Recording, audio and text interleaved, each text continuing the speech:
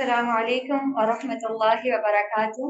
اعوذ باللہ من الشیطان الرجیم، بسم اللہ الرحمن الرحیم۔ رب اشرح لی صدری ویسر لی امری واحلل عقدۃ من لسانی یفقهوا قولی رب زدنی علما۔ اللهم انا نسألك علما نافعا ورزقا طیبا وعملا متقبلا۔ اے اللہ، ہم آپ سے سوال کرتے ہیں نفعمند علم کا، قبول ہونے والے عمل کا اور پاکیزہ رزق کا۔ رب یسر ولا تعسر وتمم بالخیر۔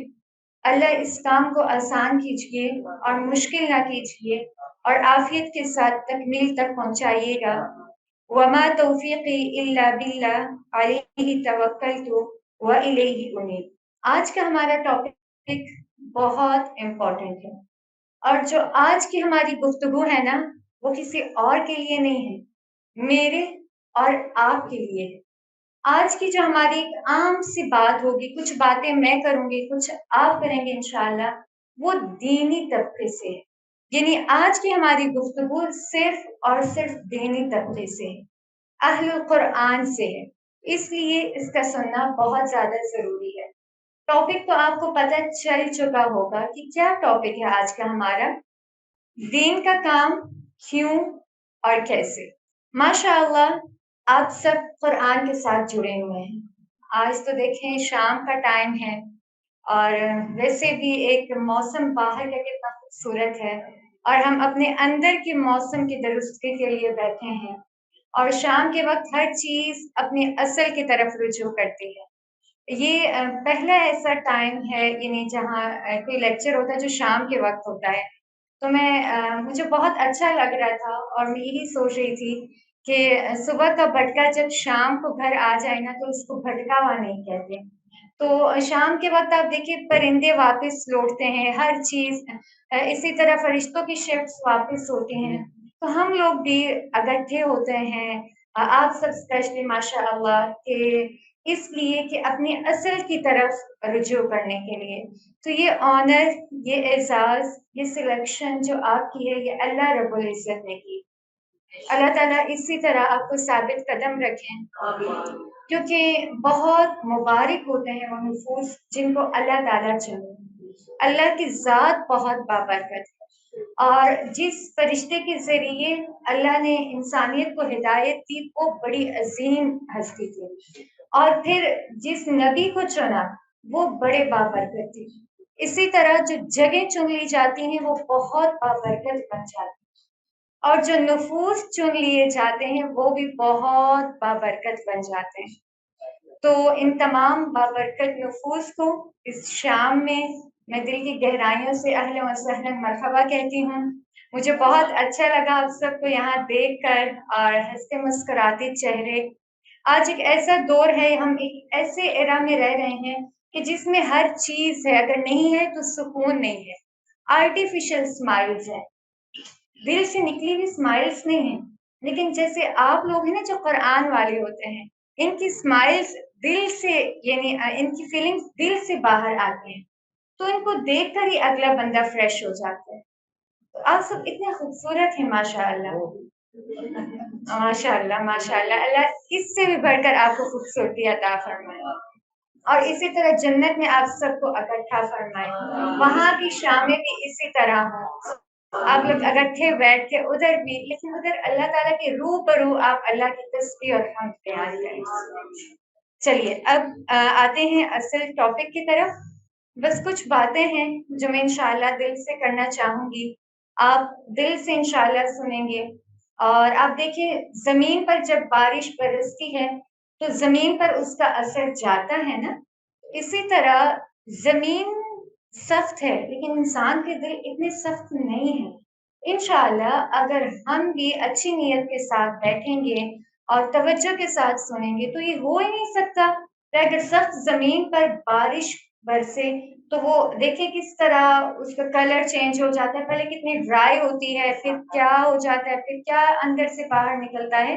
اسی طرح ہمارے دل کی کنڈیشن بھی بدلے گی، ہم پہلے اس پانی کو، علم کو اپنے اندر لے کر جائیں گے تو پھر انشاءاللہ عمل کے پودے بھی باہر نکلیں گے انشاءاللہ۔ باقاعدہ کلاس شروع کرنے سے پہلے بس میں آپ سے صرف دو چیزیں چاہوں گی۔ ایک یہ کہ آپ پوری توجہ کے ساتھ سنیے گا۔ شیطان ہمیشہ ہمیں کرپٹ کر دیتا ہے۔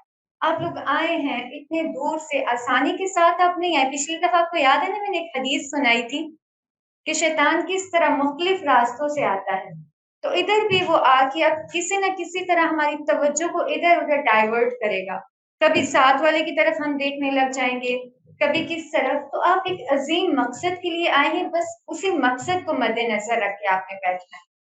اور دوسرا، اللہ سے دعا ابھی کرنی ہے کہ اللہ، میں جیسے آئی تھی نا، میں ویسے جانا نہیں چاہتی، میں بہت کچھ لے کر جاؤں گی۔ آپ مجھے نفع مند علم عطا کیجیے تاکہ جب میں یہاں سے باہر نکلوں، ایک تو میری بخشش ہو چکی ہو، اور دوسرا میں اتنا کچھ لے کر جاؤں کہ میری زندگی بدل کر رہ جائے۔ اور آپ کی شام قرآن کے ساتھ گزرتی ہیں۔ میں اکثر دیکھتی رہتی ہوں کہ آپ کے اتنے خوبصورت لیکچرز آتے ہوتے ہیں یوٹیوب پہ، تو میں یہی سوچ رہی تھی کہ آپ مختلف طرح کا رزق لیتے ہیں۔ جس طرح اپنے جسم کو اسٹرانگ بنانے کے لیے نا ایک ڈائٹ نہیں ہوتی، کبھی کیا کھاتے ہیں کبھی کیا، اسی طرح اپنی روح کو اسٹرانگ بنانے کے لیے کبھی تو آپ قرآن کے ساتھ براہ راست جڑتے ہیں، آپ ویک میں کچھ دن آ کے سنتے ہیں، پھر اس کے علاوہ آپ کے آن آف ڈفرینٹ ٹاپکس پر بہت ہی خوبصورت لیکچر ہوتے ہیں۔ اس طرح اس علم کے تھرو آپ اپنے روح کو اسٹرانگ بناتے ہیں۔ تو یہ ہو ہی نہیں سکتا کہ جب انسان کے اپنے اندر نور اترے تو وہ اس کی روشنی دوسروں تک نہ پہنچائے، یہ امپاسبل ہے۔ ایسا ہوتا ہے نا کہ جب انسان کے اپنے اندر، یعنی دیکھیں خوشبو جب آپ اسپرے کرتے ہیں تو وہ آپ کی ذات تک نہیں رہتی، دوسروں تک بھی جاتی ہے۔ تو جب انسان نفع مند علم سیکھتا ہے تو وہ اس کی ذات تک نہیں ٹھہرتا، پھر اس سے اگلا سٹیپ بھی ہوتا ہے، وہ کیا ہوتا ہے؟ دوسروں تک پہنچانا۔ ہم دیکھتے ہیں کہ کیا یہ اوبلیگیٹری ہے، یعنی فرض ہے، یعنی جس کو ادر ورڈز میں ہم کہتے ہیں امر بالمعروف و نہی عن المنکر، نیکی کا حکم دینا اور برائی سے منع کرنا، کیا یہ ہم پہ فرض ہے یا بس ٹھیک ہے کریں تو صحیح ہے، بازی کر رہے ہیں نا انف، باقیوں کے لیے تو ضروری نہیں ہے؟ تو آئیے ہم دیکھتے ہیں کہ امر بالمعروف و نہی عن المنکر کا سب سے پہلی حکم کیا ہے، ٹھیک ہے؟ ہم ایک یہ دیکھیں گے اور اس حکم کو دیکھنے کے بعد ہم دیکھیں گے کہ ہم کس طرح دین کی خدمت کر سکتے ہیں اور کیسے کرنی چاہیے۔ اس کے بارے میں بہت ساری آیات ہیں، آپ سب نے پڑھ بھی لی ہوں گی، لیکن ایک بہت خوبصورت آیت ہے سورہ آل عمران کی آیت نمبر 110، کنتم خیر امۃ اخرجت للناس تأمرون بالمعروف وتنہون عن المنکر، کہ تم وہ بہترین امت ہو، کس کے لیے نکالی گئی ہو؟ لوگوں کے لیے نکالی گئی ہو۔ تمہارا پرپس کیا ہے؟ تأمرون بالمعروف، تم نیکی کا حکم دیتے ہو، وتنہون عن المنکر، اور تم برائی سے روکتے ہو۔ تو مطلب یہ ہم پہ کیا ہو گیا؟ فرض ہے۔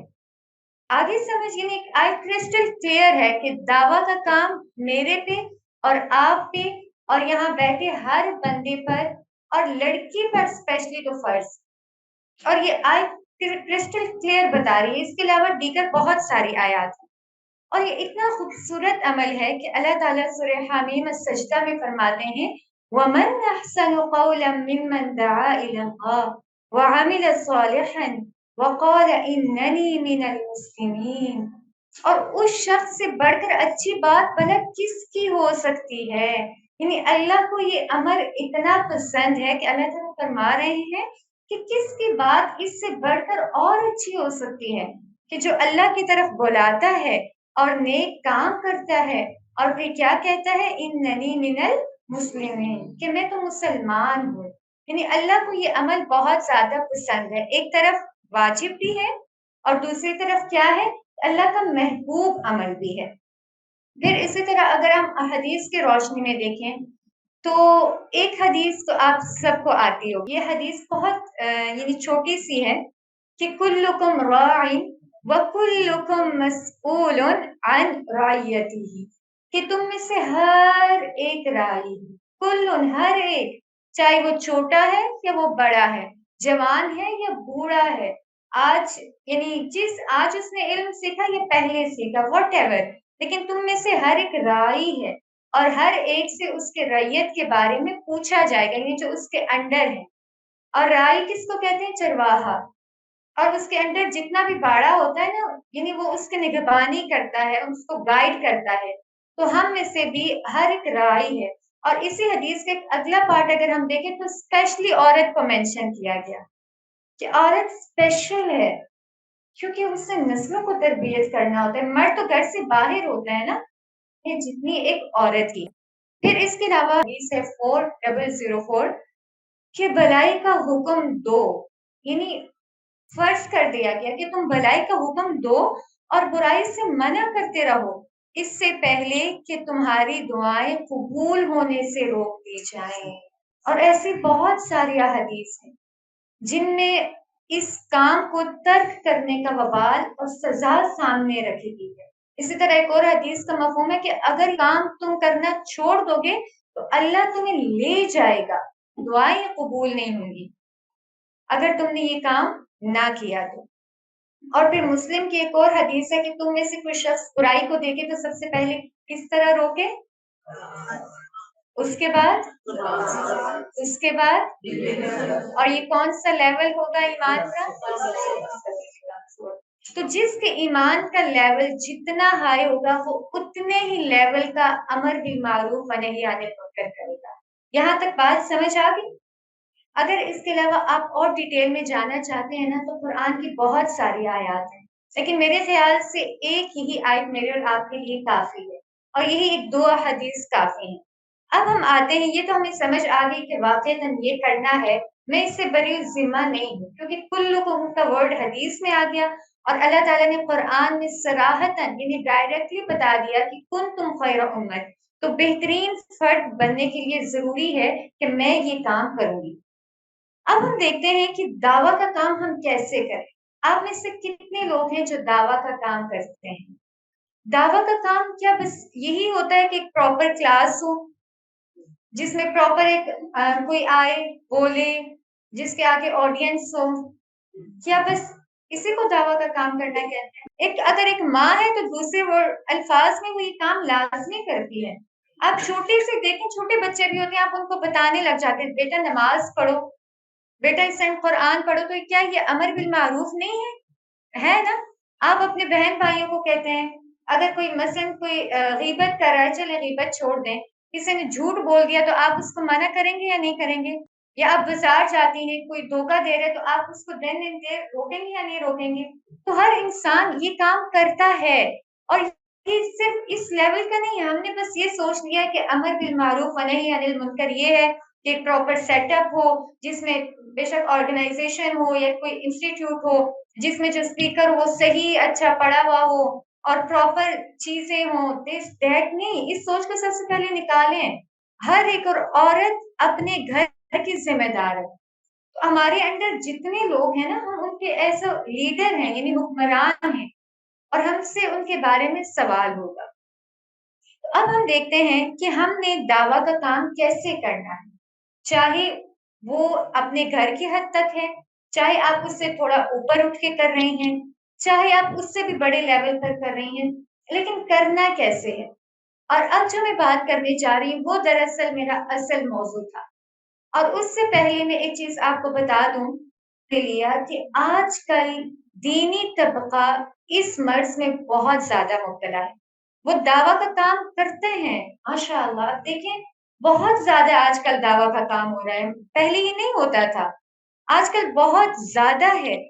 کچھ دن پہلے بھی ایک اسپیکر کہہ رہے تھے کہ آج کل ہر گھر میں یعنی پاکستان کی جتنی آبادی ہے نا، اتنے اسکالرس بھی ہیں اور اتنے ڈاکٹر بھی ہیں کہ اگر آپ ایک دم سے بول دیں گے مجھے سر میں درد ہے تو اس گھر میں اگر 10 بندے ہیں نا تو اس 10 ڈاکٹر ہیں۔ اور اسی طرح ہر گھر میں کیا ہے؟ اسکالرس یعنی امر بالمعروف و نہی عن المنکر کرنے والے۔ لیکن سوال یہ پیدا ہوتا ہے کہ اگر اتنے بڑے لیول پہ آج ہم تبلیغ کر رہے ہیں تو آؤٹ پٹ اچھا کیوں نہیں آ رہا؟ یہ میجر سوال ہے۔ دعویٰ ہم لوگ کرتے ہیں، ہم فوراً سے مثلا میرے سامنے اگر کچھ غلط ہوگا میں دین اینڈ دیر روکوں گی، مجھے آپ پوچھیں گی کہ ہاں جی بتائیں کون سا مہینہ شروع ہونے والا ہے، تو میں فوراً سے آپ کو بتاؤں گی. آپ کھولیں ابھی اپنا واٹس ایپ کھولیے، اتنے زیادہ میسیجز ہوں گے کہ کون سا مہینہ شروع ہونے والا ہے، کیا کرنا ہے کیا نہیں کرنا. تو دعویٰ کا کام ہو رہا ہے لیکن آؤٹ پٹ کیوں نہیں ہو رہا؟ مسئلہ یہ ہے کہ ہم اس پیٹرن سے کر نہیں رہے جس سے کرنا چاہیے تھا. یہ اصل مسئلہ ہے. آج میں اور آپ اس چیز کو ڈائگنوز کریں گے، مختلف پوائنٹس میں آپ کے سامنے رکھوں گی اور ہم دیکھیں گے کہ میرے اندر کون سی کمی ہے جس کی وجہ سے میں اتنے ٹائم سے اپنی بیٹی کو یا اپنی بہو کو یا اپنے بچے کو یا اپنی بہن کو کہہ رہی ہوں یا میں اپنے گھر والوں کو کہہ رہی ہوں لیکن وہ چینج نہیں ہو رہے. کیا ریزن ہے؟ قصور ان کا نہیں ہوتا، اکثر ہمارے اندر کوئی مسٹیک ہوتی ہے جس کی وجہ سے آؤٹ پٹ نہیں آتا. آئیے دیکھتے ہیں کہ دعویٰ کا کام ہم کیسے کریں. سب سے پہلا پوائنٹ کیا ہونا چاہیے؟ نمبر 1، اسکالرس کہتے ہیں کہ دعویٰ کا کام کرتے وقت پہلی چیز لکھ لیں، اپنے پلو سے باندھ لیں، اخلاص و نیت، انٹینشن کا پیور ہونا. اور اللہ تعالیٰ سورہ زمر کے آیت نمبر 2 میں فرماتے ہیں فَاعْبُدِ اللَّهَ مُخْلِصًا لَهُ الدِّينَ، کہ تم اللہ کی عبادت کرو خالصتاً اسی کے لیے. اور پھر اسی طرح رسول اللہ نے حضرت معاذ بن جبل رضی اللہ عنہ کو یمن کا گورنر بنا کر بھیجا. تو آپ نے فرمایا کہ اپنے دین میں اخلاص رکھو، تھوڑا عمل بھی تمہارے لیے کافی ہو جائے گا. سورت حدیث ہے نا کہ اپنے دین میں اخلاص رکھو، تم تھوڑا کام بھی کرو گے نا تو وہ کافی ہو جائے گا. تو ہماری نیت میں ادھر کیسے فتور آ جاتا ہے؟ آپ کہیں گے یہ کیا آ کے بول رہی ہیں؟ بھائی ہماری نیت تو صاف ہو گئی، ہم تو خیر خواہی چاہتے ہیں نا کہ بچوں کی خیر خواہی ہو، اپنے گھر والوں کی ہو، فیملی ممبرس کی ہو، اپنے نیبرس کی ہو. ہمارا دوسرا کیا مقصد؟ ہمارے بہت سارے دوسرے مقاصد ہوتے ہیں. آئیے میں پہلے آپ کو بتا دوں. اکثر ہم دعویٰ کا کام صرف اپنے آپ کو پرومیننٹ شو کروانے کے لیے کرتے ہیں. اکثر یہ چیز ہوتی ہے، مثلاً کہ ہم بیٹھ جاتے ہیں تو ہم دیکھتے ہیں فوراً بولنے لگ جاتے ہیں. پیچھے پرپس کیا ہوتا ہے ہمارا؟ اکثر اس کو پتہ چلے کہ میں تو قرآن کلاس میں جاتی ہوں، جب ادھر ہمارے بولنے کا مقصد ہی نہیں تھا لیکن ہم اکثر بولتے ہیں تو اپنے آپ کو ایک پرومیننٹ کرتے ہیں. اس کے علاوہ کیا اکثر ہم دعویٰ کا کام دوسروں کو ڈی گریڈ کرنے کے لیے کرتے ہیں. مثلاً ایک گھر میں 5-6 لوگ بیٹھے ہوئے ہیں تو ہم فوراً سے کیا کہہ دیتے ہیں، یعنی ہم اپنے دل کی بھڑاس نکالتے ہیں لیکن بیچ میں کیا کرتے ہیں، ہم یہ سوچتے ہیں کہ ہم دعویٰ کا کام کر رہے ہیں. دیکھو پتہ نہیں لوگ فجر کے وقت کیسے سو جاتے ہیں، یا دیکھو یہ پتہ ہے تعلقیں کرنا کیسے ہے. دراصل اس وقت ہم کسی دوسرے کو ڈی گریڈ کر رہے ہوتے ہیں. پتہ نہیں یہ لوگ دن کے وقت بھی سو جاتے ہیں، رات کے وقت بھی سو جاتے ہیں، کس طرح ان کو اتنی نیند آتی ہے اور قرآن کلاس نہیں لیتی. یعنی اکثر ہم دوسروں کو ڈی گریڈ کرنے کے لیے اس طریقے کے کام کرتے ہیں. اور پھر اس سے بڑھ کر اپنے دل کی بھڑاس نکالنے کے لیے سب سے مین سٹیپ ہے، اور یہ میں اپنے الفاظ استعمال نہیں کر رہی، یہ میں دیکھیں لکھ کے لائی ہوں اسی لیے کہ میں آپ کو بتاؤں کہ یہ میں کوئی اپنی چیز نہیں آپ کے سامنے رکھ رہی. یہ اسکالرس کے اقوال ہیں اور آج کے ریسرچ ہے کہ ہم اکثر اپنے دل کی بھڑاس نکالنے کے لیے دعویٰ کا کام کرتے ہیں. اللہ اکبر، کس طرح شیطان نے ہماری نیت کو کرپٹ کر کے رکھ دیا ہے. نیت میں اخلاص کے بہت پیچھے چلا گیا ہے. بدلہ لینے کے لیے، مقابلہ کرنے کے لیے ہم اکثر اب دعویٰ کا کام کر رہے ہیں. کہاں گیا اخلاص؟ کہاں گیا نیت کو پیور کرنا؟ تو اس لیے پلیز اس چیز کے لیے ہم نے دعویٰ کا کام نہیں کرنا کہ اپنے دل کی بھڑاس نکالنی ہے. کسی نے کسی کو برا کہہ دیا، ہم بیٹھتے ہیں تھرڈ پرسن کو بیچ میں لا کے اور پھر قرآن کی ایک آیت اپنی جو اس سچویشن کے اکارڈنگ ہوتی ہے اس کو اٹھا کے وہی ایک حدیث کو اپنی باجی کے کسی کوٹ کو لے لیتے ہیں اور پھر ہم اپنے دل کی بھڑاس نکالنا شروع کر دیتے ہیں. پھر جو سامنے والا ہوتا ہے وہ بھی ہاں میں ہاں اور نہ میں نہ ملاتا ہے، اور بیچارے جس کے اوپر ہم لوگ برسے ہیں اور ہمیں لگتا ہے کہ ہم کیا کر رہے ہیں، اچھی بات کر رہے ہیں، دعویٰ کا کام کر رہے ہیں، تو وہ بیچارہ تو دین سے اور دور ہو کر رہ جائے. ہوگا یا نہیں؟ تو یہ اصلاح برائے اصلاح نہیں ہے، یہ اصلاح برائے فساد ہے. یہ شیطان نے اس طرح ہمیں بدل دیا ہے اور ہمیں لگتا ہے کہ ہم دعویٰ کا کام کر رہے ہیں. کیوں بچے اتنے آج کل چڑے ہوئے ہیں؟ کیوں بچے جب بولتے ہیں تو یہ کہتے ہیں کہ ماما جب بھی بیٹھتی ہیں تو بس ہر وقت ایک ہی ٹاپک اٹھا لیتی ہیں کہ نماز پڑھو نماز پڑھو.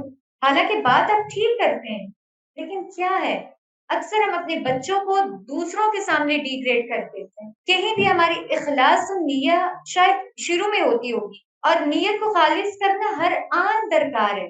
اس لیے پلیز جب بھی دعویٰ کا کام کریں، اپنے گھر میں ہی کیوں نہ ہو، اپنے بچوں کے ساتھ ہی کیوں نہ ڈیل کر رہے ہو، اخلاص و نیت اس میں پرومیننٹ ہے. آپ دیکھیں امام نووی، ان کو سب جانتے ہیں، حدیث میں ان کا ایک نمایاں مقام ہے. اور کتنے سال کے تھے جب ان کا انتقال ہو گیا؟ صرف 44 ایئرس. 44 ایئرس کے تھے، لیکن کس طرح انہوں نے اپنے آثار چھوڑے ہیں. آپ سب جانتے ہوں گے ان کے نام کو. امام نووی اس دور میں جو حاکم تھے، انہوں نے کتنے پرومیننٹ کام کیے، لیکن ان سب سے زیادہ امام نووی کے کام حدیث میں ان کا ایک نمایاں مقام ہے. تو اسکالرس کہتے ہیں کہ اتنی چھوٹی عمر میں اتنے بڑے کام کر کے چلے گئے کہ اگر کتابوں کی کتابیں لکھی جائیں تو وہ کم پڑ جائے.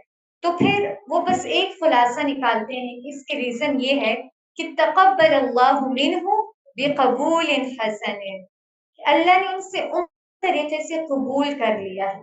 لیکن ہم لوگ 5 سال ہو گئے، 6 سال ہو گئے، 10 سال ہو گئے، ہر دن ہر ایک کے سامنے ہم بار بار ایک چیز کو ریپیٹ کرتے ہیں، اس کا رزلٹ نہیں آتا. تو سوچنا ہوگا کہ کہیں پیچھے نیت میں فتور ہے، خرابی ہے. اگر نیت خالص ہوگی نا تو ہو سکتا ہے کہ ہمارا ایک بول بھی کسی کی زندگی کو بدل دے. ایسا ہوتا ہے نا، ایسی بہت ساری مثالیں ہیں کہ بعض اوقات کسی کے ایک بول نے کسی دوسرے کی زندگی بدل دی، جبکہ آن دا ادر سائڈ پوری کوئی دوسری بندی ہوگی، وہ اسپیچز کرے گی، وہ کتنا کچھ کہے گی. اس لیے اللہ سے اخلاص کا سوال کیا جب بھی بات کریں. اس میں کوئی دوسرا مفاد نہیں ہونا چاہیے میرا اور آپ کا کہ میں اور آپ پرومیننٹ ہو. سب کو پتا چلے بھائی میں سورہ بقرہ کی تفسیر کر رہی ہوں، میرے پاس علم ہے. سب کو پتا چلے کہ میں مطلب اپنے دل کی بڑاس نکال رہی ہوں، لیکن سامنے ٹول کون سا یوز کر رہی ہوں؟ امر بالمعروف. اس چیز سے ہم نے انشاءاللہ بچنا ہے. اور اس میں ایک بہت خوبصورت واقعہ آپ کو سناؤں گی کہ ربیع ابن حسین، ان کے پاس ایک فقیر آتا تھا اور وہ اندھا تھا. اب ایسا ہوتا کہ وہ ہر دن جب آتا، اس کے آنے کا ٹائم ہوتا، تو ربیع یہ کھانا ڈیکوریٹ کرنا شروع کر دیتے. ہر دن خوبصورت طریقے سے، بہت خوبصورت طریقے سے اس کو رکھتے اچھے برتن میں، پھر اس کو بہت ڈیکوریٹ کرتے. ان کے ساتھ ایک ساتھی جو ہر دن یہ عمل ان کا دیکھتا رہا، تو ایک دن پوچھنے لگا کہ آپ ایسے کیوں کر رہے ہیں، حالانکہ وہ تو اندھا ہے، اس کو تو نظر ہی نہیں آتا، وہ آتا ہے اور کھا کے چلا جاتا ہے، اس کو تو پتہ ہی نہیں ہے کہ برتن کون سے ہیں اور کس سٹائل میں آپ نے دیا اور کس وے میں آپ نے اس کو سرو کیا، یہ تو کچھ بھی وہ نہیں دیکھتا. تو انہوں نے بڑا خوبصورت جواب دیا ہے کہ وہ تو نہیں دیکھتا، لیکن میں جس کے لیے کر رہا ہوں وہ دیکھتا بھی ہے، وہ سنتا بھی ہے. اس لیے ہم جس کے لیے کر رہے ہیں نا وہ دیکھ رہا ہے. اس کو مائنڈ میں رکھنا ہے ہمیشہ کہ میں جب کچھ بھی بول رہی ہوں تو میرے پیچھے انٹینشن کیا ہے. وہ دیکھتا ہے، وہ سنتا ہے، وہ جانتا ہے. انشاءاللہ میں نے اور آپ نے سب سے پہلے کیا کرنا ہے، اپنی نیت کو خالص رکھنا ہے. کوئی بھی بول بولنا ہے اس سے پہلے کیا کہنا ہے کہ میں اللہ تعالیٰ آپ کے لیے بول رہی ہوں. اسی طرح ایک اور ہمیں ایک واقعہ ملتا ہے ہمارے اسلاف میں سے. انہوں نے ایک دن ایک فتویٰ دیا اور کسی مسئلے پر، اور انہوں نے بہت ڈیٹیل سے وہ فتویٰ بیان کیا. ان کے اسٹوڈنٹ نے پراپر اس چیز کو لکھا.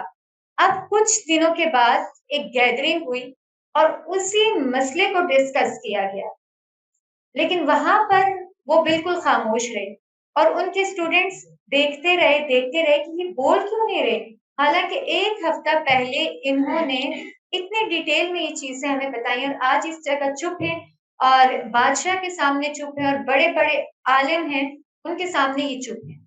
خیر جب مجلس ختم ہو گئی، ان کے اسٹوڈنٹس نے ان سے سوال کیا تو وہ کہنے لگے کہ دراصل بات یہ ہے کہ جب میں آپ لوگوں کو سکھا رہا تھا تو میری نیت خالص تھی، لیکن ادھر اگر میں بولتا نا تو مجھے لگا کہ ادھر میرا علم میری بڑائی میں بدل رہا، تو میں نے چپ رہنا زیادہ مناسب سمجھا۔ تو ہر جگہ بولنا نہیں اچھا ہوتا، کسی جگہ جب انسان کو لگے کہ ہو سکتا ہے کہ میری اندر ریاکاری آ رہی ہے تو چپ ہو جاؤں، لیکن ہم نے ہر جگہ بولنا ہوتا ہے، ہم نے 10 بندوں کے سامنے شو کرنا ہوتا ہے کہ میں قرآن کی اسٹوڈنٹ ہوں اور میرے پاس یہ بھی علم ہے، میرے پاس یہ ڈگری بھی ہے، میں نے اس انسٹیٹیوٹ کو بھی جوائن کیا، میں نے اس کو بھی کیا، میں نے یہ کورس بھی کیا، میں نے وہ کورس بھی کیا۔ اس چیز کو ہم نے بہت زیادہ سمجھنا۔ دوسرا پوائنٹ جو ہے، دوسرے اور تیسرے کو میں نے یعنی اکٹھا کر لیا، علم اور عمل، کیونکہ ماشاء اللہ علم تو آپ سب کے پاس کافی ہے، اہل علم لوگ ہیں آپ، کیونکہ دعویٰ کا کام علم کے بغیر پاسبل ہی نہیں، اس کے لیے اوتھینٹک علم ہونا بہت ضروری ہے۔ ہم صرف وہی بتائیں جو یعنی حقیقت پر مبنی ہو، ایسے نہیں کہ بس کہیں سے بھی رینڈم کوئی چیز سنی اور آگے پہنچا دی۔ علم کے ساتھ جو ایک اور چیز ہے نا وہ ہے عمل۔ کہتے ہیں بات جو دل سے نکلتی ہے اثر رکھتی ہے، پر نہیں مگر طاقت پرواز رکھتی ہے۔ اس لیے دل سے وہی بات نکلتی ہے جو دل پر لگی ہوتی ہے، اور جب کوئی بات دل پر لگتی ہے تو انسان عمل لازمی کرتا ہے۔ اللہ تعالیٰ سورہ صف میں فرماتے ہیں، سورہ صف میں کہ یا ایھا الذین آمنوا لم تقولون ما لا تفعلون، اے ایمان والو تم وہ کیوں کہتے ہو جو تم خود کرتے نہیں؟ کبر مقتا عند اللہ ان تقولوا ما لا تفعلون، یہ بہت بڑی چیز ہے، بڑی بات ہے کہ تم وہ کہو جو تم خود کرتے نہیں ہو۔ اتأمرون الناس بالبر، کیا تم لوگوں کو نیکی کا حکم دیتے ہو؟ وتنسون انفسکم، اور تم اپنے آپ کو بھول جاتے ہو؟ وانتم تتلون الکتاب، حالانکہ کتاب کی تلاوت تم کرتے ہو۔ افلا تعقلون، کیا تم عقل سے کام نہیں لیتے؟ یہ دو آیات ہیں، ایک سورہ بقرہ کی اور دوسری سورہ صف میں نے آپ کے سامنے رکھی۔ لیکن ہمارا پرابلم کیا ہے، ادھر کیا مسئلہ آتا ہے؟ میں نے آج آیت پڑھی، مثال دے رہی ہوں، قرآن کلاس میں بیٹھے ہیں اور آج جی آیت آ گئی وَأَقِیمُوا الصَّلَاةَ، میرے ذہن میں تو فوراً سے اپنا، میرے ہسبینڈ تو فجر کی نماز نہیں پڑھتے، جیسے ہی کلاس ختم ہوتی ہے یہ پرابلم لے کر کس کے پاس چلے جاتے ہیں؟ باجی پلیز کچھ کریں، میرے ہسبینڈ تو نماز نہیں پڑھتے۔ پھر گھر جاتے ہیں، جاتے ساتھ سانس بعد میں لیں گے اور اپنے ہسبینڈ کی کلاس پہلے لینا شروع کر دیں۔ پتہ ہے آج ہم نے کیا پڑھا تھا؟ کہ جو نماز نہیں پڑھتے اتنی سخت وعید ہے اور یہ اور وہ، اور لازمی نہیں، ہر انسان کا سرکل ڈفرینٹ ہے، ایک ہسبینڈ کو سوچتا ہوگا، دوسرا اپنے بچوں کو لے آیا ہوگا، تیسرا بہن بھائیوں کو، چوتھا ماں باپ کو، پانچواں دوستوں کو، لیکن سب سے پہلے اس آیت کے آگے میں نے اپنے آپ کو کھڑا کیوں نہیں کیا؟ سوال یہ ہے، ہمیں فوراً سے دوسروں کا خیال آ جاتا، اپنا نہیں آتا۔ پہلے اپنے آپ کو کھڑا کریں، پھر دیکھیں کیا میری نمازیں درست ہیں، ویسی ہیں جیسے ہونا چاہیے، کیا ان کا کرائٹیریا ویسا ہے؟ اپنے آپ کو چیک کر لینے کے بعد پھر اس سے بعد اگلا سٹیپ ہے دوسروں تک جانے کے لیے۔ لیکن ہم اپنے تقوی کا ڈنڈا دوسروں پر چلاتے ہیں اور یہ بات بھول جاتے ہیں کہ ہم صرف اور صرف اگر کسی کو بدل سکتے ہیں وہ اپنے 5 یا 6 فٹ کے جسم کو بدل سکتے ہیں، اس کے علاوہ کوئی کسی کو نہیں بدل سکتا۔ تو اس لیے خود کو بدلنے کی ضرورت ہے، اور جب آپ کا عمل خوبصورت ہوگا تو یہ ہو ہی نہیں سکتا کہ اس کا اثر دوسروں پر نہ جائے۔ ہماری ایک ٹیچر نے ایک واقعہ بتایا تھا، اور بہت جانی پہچانی وہ شخصیت ہے، انہوں نے بتایا کہ ہمارے ساتھ ایک تھی، انہوں نے 10 ایئر کام کیا، اور جب ان کی شادی ہوئی، شادی کے بعد ان کے ہسبینڈ نمازی نہیں تھی، اور وہ اکثر یہ پرابلم ڈسکس کرتی تھی کہ وہ نماز نہیں پڑھتے، نماز نہیں پڑھتے۔ 13 سال گزر گئے، ان کے ہسبینڈ نے کبھی نماز نہیں پڑھی۔ 13 سال کے بعد وہ پریگننٹ ہوئی، اور ان کے کچھ لاسٹ ڈیز چل رہے تھے، اور وہ کہتے کہ میں فجر کی نماز بیٹھ کے پڑھ رہی تھی، اور سڈنلی مجھے ایسی ساؤنڈز آئی کہ پیچھے کوئی رو رہا ہے۔ جب میں نے دیکھا تو میرے ہسبینڈ تھے، اور مجھے کہتے ہیں کہ تم اس حالت میں بھی اللہ کو نہیں بھولی اور میں کب سے اللہ سے غافل. اور پھر وہ اٹھے اور وہ کہتے ہیں کہ اب تو میرے بچے بھی بڑے ہو گئے اور اس کے بعد بھی مطلب بہت لائف آگے چلی گئی ہے. کہتے ہیں کہ میرے شوہر صرف فرض نہیں، اس کے بعد نہ ان کے تہجد چھوٹے ہیں اور ہر نفل نماز بھی ادا. تو دیکھیں عمل بہت میٹر کرتا ہے. تو ہم نے سب سے پہلے اپنے آپ کو رکھنا ہے. کوئی بھی آیت پڑھے کو رکھیں، اس کے بعد دوسروں کو رکھیں. سچائی کی کہیں بھی آیت آتی ہے مجھے اور آپ کو کون یاد آ جاتی ہے؟ اپنے غلام. وہ تو بالکل سچ نہیں بولتے ہو، وہ تو بہت جھوٹے ہیں. لیکن اپنا آپ نہیں یاد رہتا کہ ہم کتنے سچے ہیں اپنے قول میں، اپنے فعل میں کتنے سچے ہیں. یہ کتنی بڑی بات ہے نا. اسی لیے کہتے ہیں کہ کتاب تو تم پڑھتے ہو کہ تم اپنے آپ کو بھول جاتے ہو اور ہر آیت پہ بس ہم دوسروں کو فٹ کرنے لگ جاتے ہیں اپنے آپ کو بر ذمہ کرتے ہوئے. اور پھر گھر جب واپس جاتے ہیں تو لڑائیاں شروع ہو جاتی ہیں کیونکہ ان آیات کے آئینے میں اپنے آپ کو نہیں دیکھا. اگر دیکھا ہے تو صرف دوسروں کو دیکھا. اس لیے پلیز ہم نے انشاءاللہ سب سے پہلے اپنے اوپر اپلائی کرنی ہے ہر چیز کو. پھر جب ہم صحیح طور پہ عمل کریں گے نا تو یہ ہو ہی نہیں سکتا کہ اس کا اثر دوسروں پر نہ جائے. اور بعض اوقات آپ دیکھیں کہ آپ رینڈملی کوئی عمل کرتے ہیں، آپ کسی کو کہتے نہیں ہیں لیکن آپ کے گھر کے افراد وہ کام کرنا شروع ہو جاتے ہیں. تو جب آپ عمل میں پختہ ہوتے ہیں نا، پھر جب آپ کوئی بات کرتے ہیں تو اس کا وزن بھی زیادہ ہوتا ہے. میں پردہ نہ کروں اور میں سب کو بولوں یہ دیکھو یہ پردہ بالکل نہیں کرتی، کیا میری بات میں کوئی اثر ہوگا؟ نہیں ہوگا. اس لیے ان چیزوں سے بچنا ہے. وہی بولنا ہے جس پر میرا عمل ہے یا جس پر میں عمل کرنے کی کوشش کرتی ہوں. اگلا جو پوائنٹ ہے اخلاص، علم اور عمل کے بعد اگلا وہ کون سا ہے؟ ایک اور بہت امپورٹنٹ پوائنٹ ہے حکمت. حکمت بہت ضروری ہے. اچھا، حکمت کہتے کس کو ہیں؟ اگر ہم حکمت کی تعریف دیکھیں تو یہ ہے کہ ایک ایسا کام کہ جو جس طرح ہونا چاہیے تھا ویسے کرنا اور جس وقت میں ہونا چاہیے تھا اسی وقت میں کرنا. یا ایک اور آسان الفاظ میں کہ درست وقت پر درست فیصلہ یا درست وقت میں درست بات، یہ ہے حکمت. اب سب سے زیادہ جس چیز کی کمی ہے یا جہاں ہم مار کھا جاتے ہیں نا وہ اس جگہ پہ ہم دعویٰ کا کام کرتے ہیں لیکن بغیر حکمت کے. ہمیں یہ آیت یاد رہتی ہے کہ امر بالمعروف ونہی عن المنکر کا کام کرنا ہے. اس حدیث کو ہم نے حجت بنا لیا، بلغوا عنی ولو آیا. لیکن ہم یہ کیوں بھول جاتے ہیں کہ ادعو الی سبیل ربک بالحکمہ، کہ ادعو تم بلاؤ فعل امر ہے، الی سبیل ربک اپنے رب کے راستے کی طرف، لیکن کیسے؟ بالحکمہ. ایک پارٹ مجھے اور آپ کو یاد رہتا ہے لیکن دوسرا پارٹ ہم بھول جاتے ہیں، حکمت بھول جاتے ہیں. والموعظۃ الحسنہ، اور اچھی نصیحت کرنا بھول جاتے ہیں. اللہ تعالیٰ تو قرآن میں فرماتے ہیں ادخلوا فی السلم کافہ. اگر یہ کام کر رہے ہو تو ساتھ یہ بھی ہونا چاہیے. دعویٰ کا کام حکمت کے بغیر فساد پھیلا دیتا ہے اور آج ہم حکمت کے بغیر کرتے ہیں اور کیا جسٹیفیکیشن دیتے ہیں کہ بھائی مجھے بہت غصہ آ جاتا ہے جب میں کسی کو غلط کام کرتے دیکھتی ہوں نا، مجھ میں صبر نہیں آتا ہے، میں پھر دھڑلے سے بول دیتی ہوں. پھر میں نہیں دیکھتی کہ وہ پبلک پلیس ہے، پھر میں نہیں دیکھتی کہ 10 لوگ بیٹھے ہوئے ہیں، اور پھر میں یہ بھی نہیں دیکھتی کہ میں کیا بول رہی ہوں. لا حول ولا قوت الا باللہ. اگر قرآن پڑھ لینے کے بعد میں اور آپ حکمت سے محروم ہیں تو ہمارا کیا فائدہ؟ کیا فائدہ نہ ہمارا؟ اور آپ دیکھیں واقعتاً ایسا ہے، ہم دعویٰ کا کام کرتے ہیں لیکن حکمت سے خالی. مثلا شادی بیاہ کا موقع ہے، ادھر سب کے سامنے ہال میں آنٹی آتی ہے، ماشاءاللہ آنٹی نے حجاب لیا ہوا ہے، لیکن جتنی بے حجاب عورتیں ہوں گی نا آنٹی سب پہ ڈنڈا برسانا شروع کر دیتی.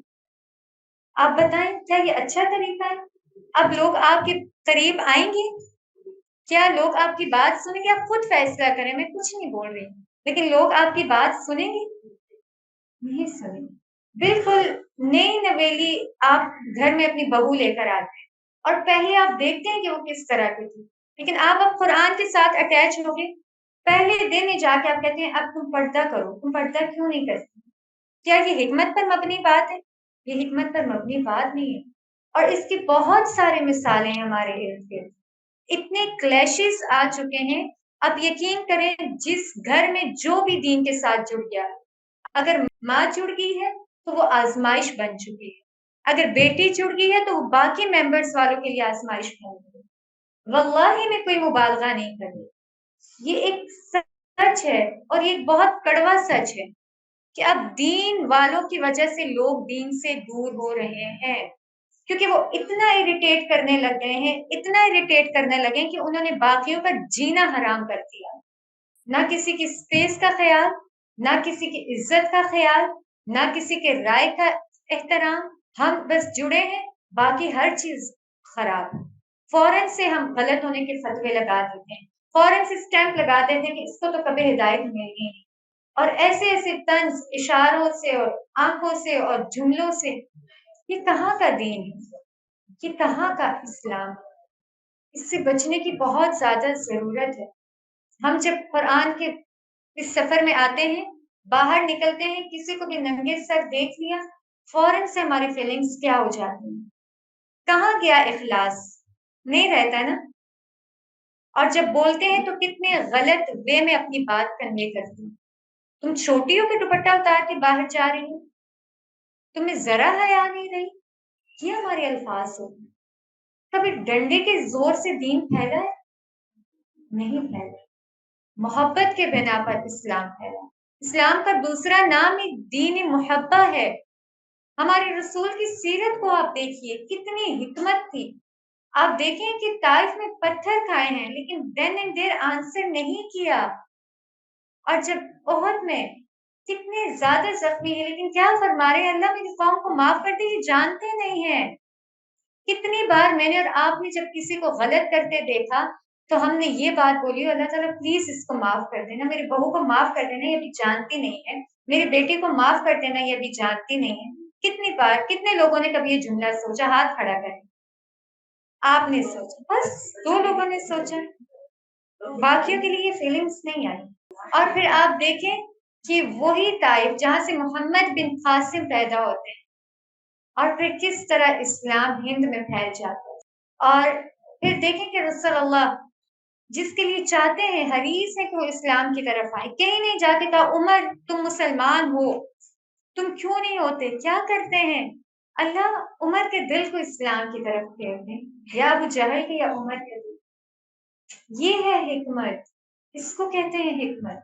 لیکن ہم حکمت سے خالی ہو کر آگے بڑھتے ہیں، تو اس چیز کا ہم نے بھرپور خیال رکھنا ہے۔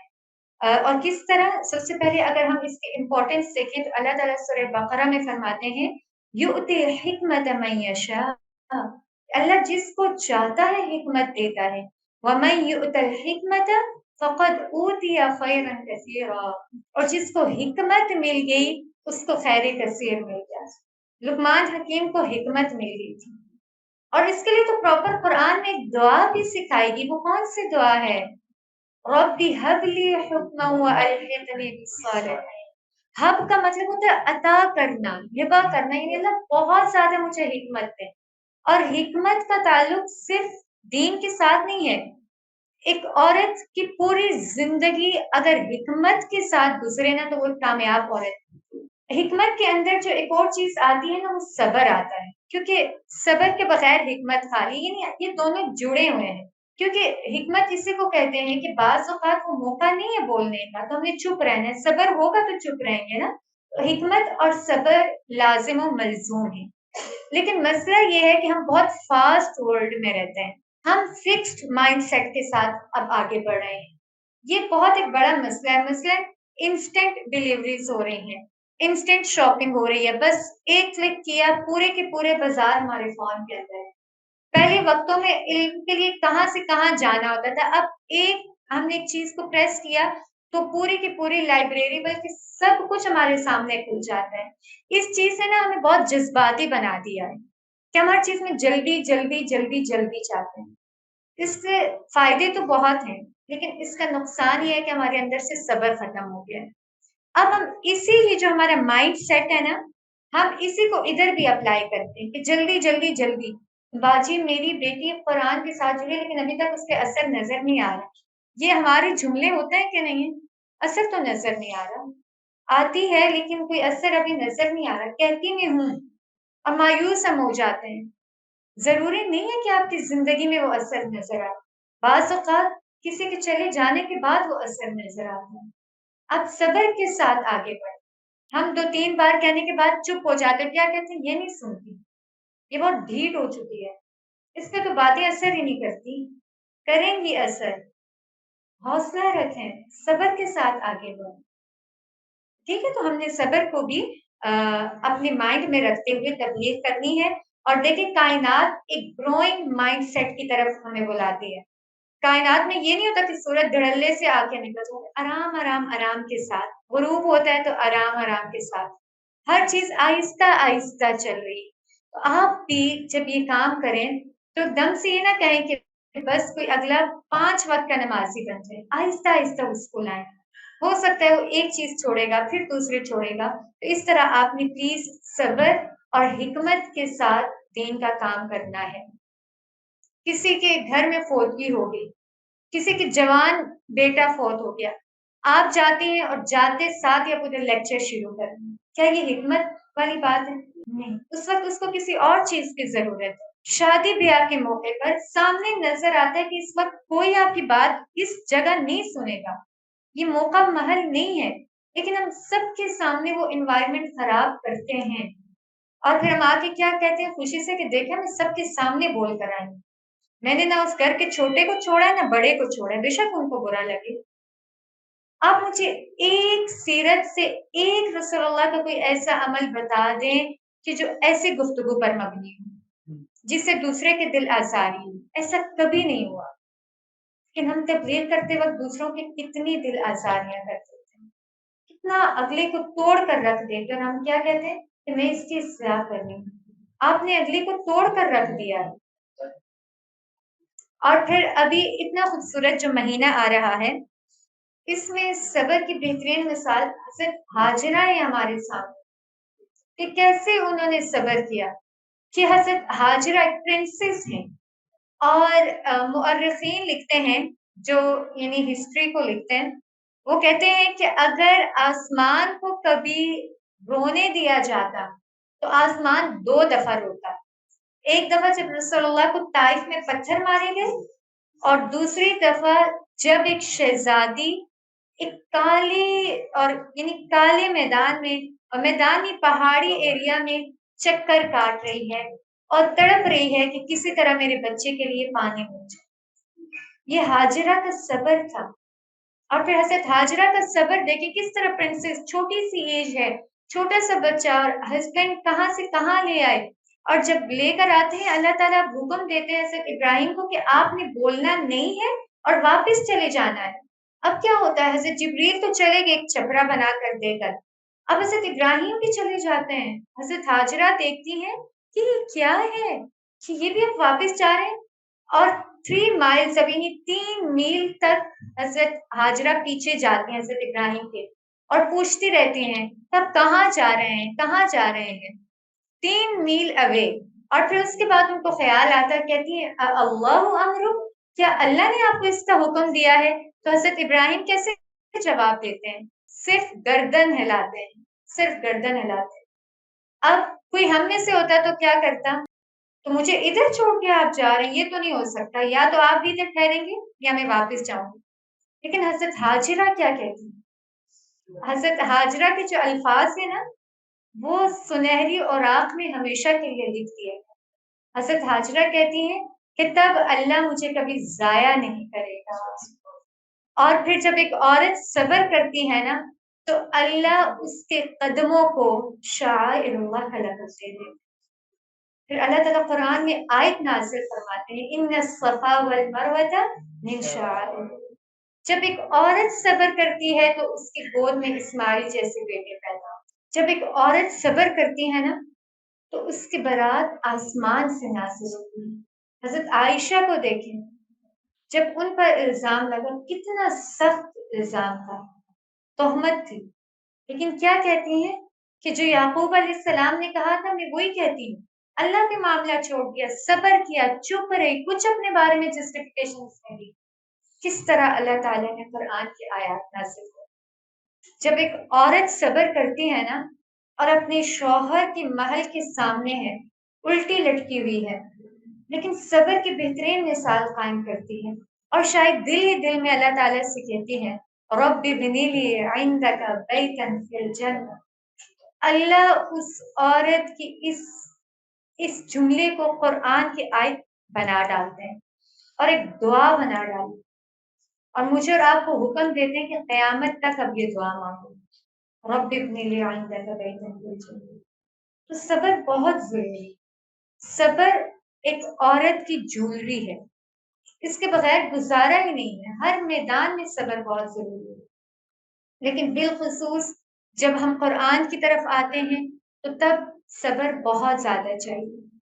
تو صبر کو تھام لیں، کیونکہ جب صبر ہوگا تو انشاءاللہ دعویٰ کا کام کرنا بہت آسان ہو جائے گا۔ اور آپ دیکھیں یہ قربانی ہمیں کیا سکھاتی ہے، یہ صبر کی بہترین مثال ہے۔ حضرت ابراہیم علیہ السلام 80 سال کی عمر کے بعد اللہ تعالیٰ ایک بیٹا دیتے ہیں، پھر کہتے ہیں کہ ابراہیم اس کو ادھر چھوڑ جاؤ، واپس چلے جاؤ، پھر کچھ ٹائم بعد آتے ہیں، حکم دیتے ہیں کہ اب اس کو ذبح کر ڈالو۔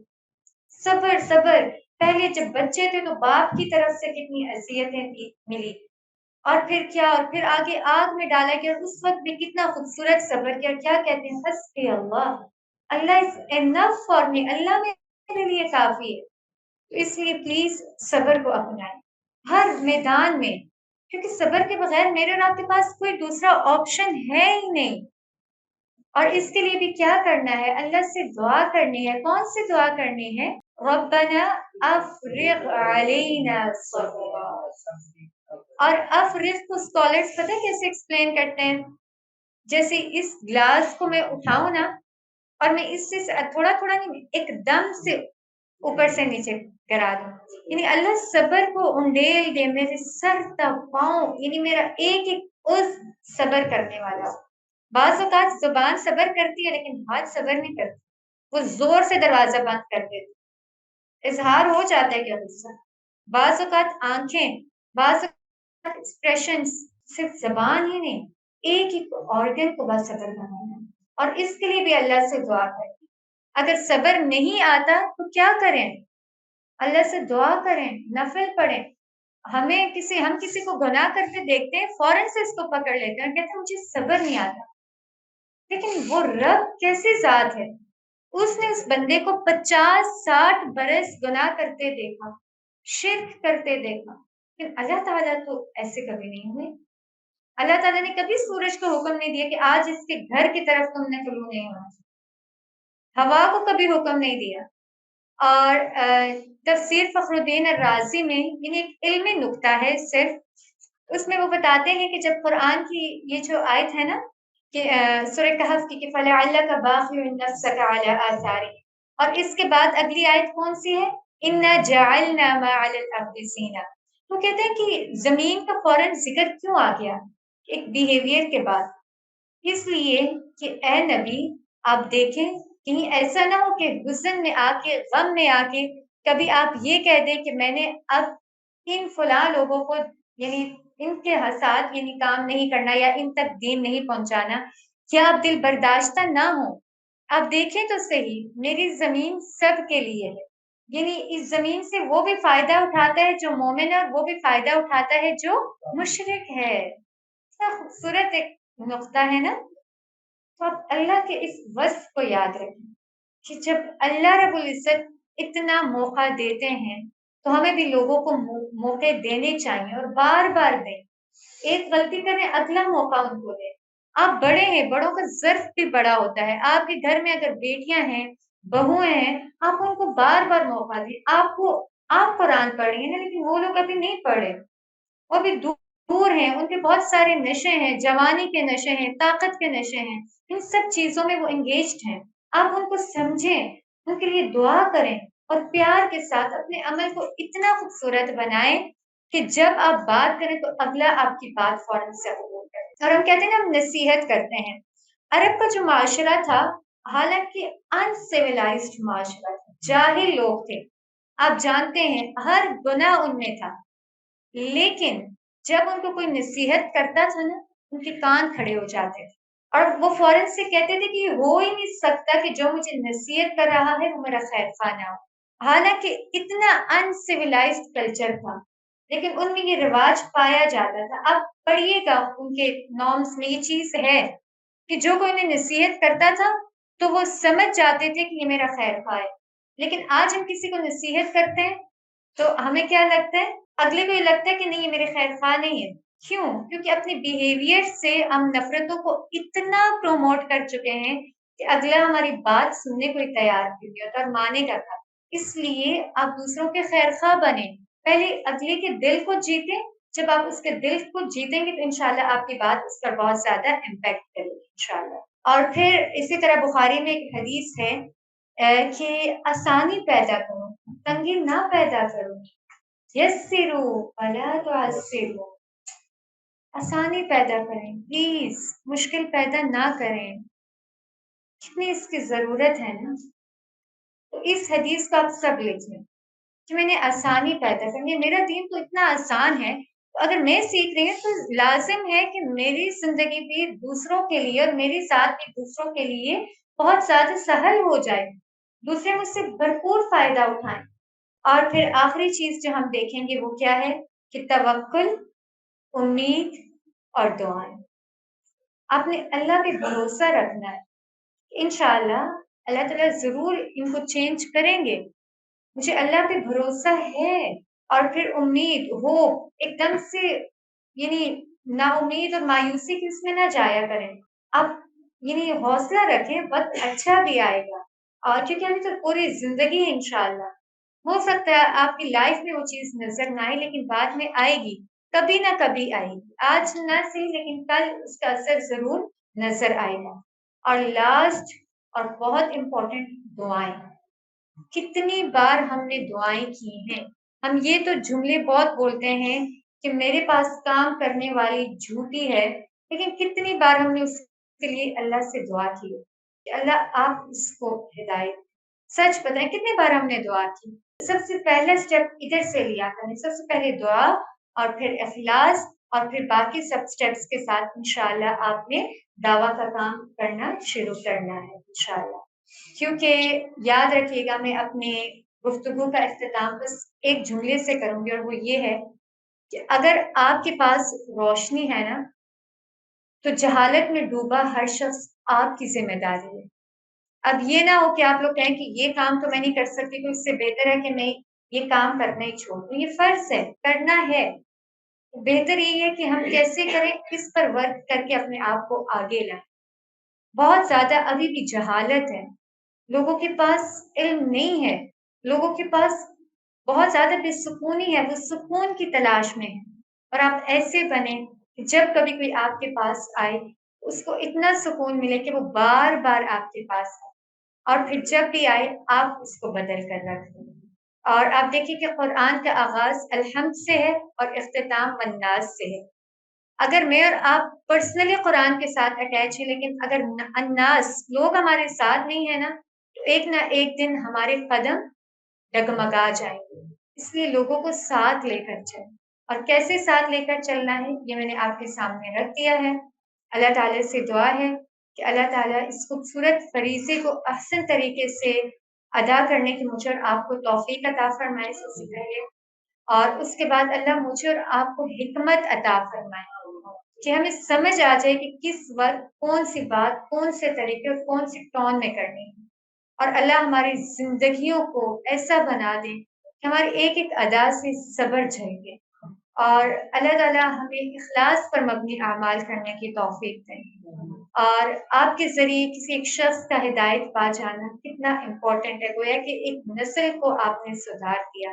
اس کام پر لگ جائیے، جب بھی آپ پڑھیں یہ ضرور مائنڈ میں رکھیں کہ اپنے بدلنے کے ساتھ میں نے اس کو بدلنا ہے، لیکن پیار، محبت، حکمت، صبر اور دعاؤں کے ساتھ۔ السلام علیکم ورحمۃ اللہ وبرکاتہ۔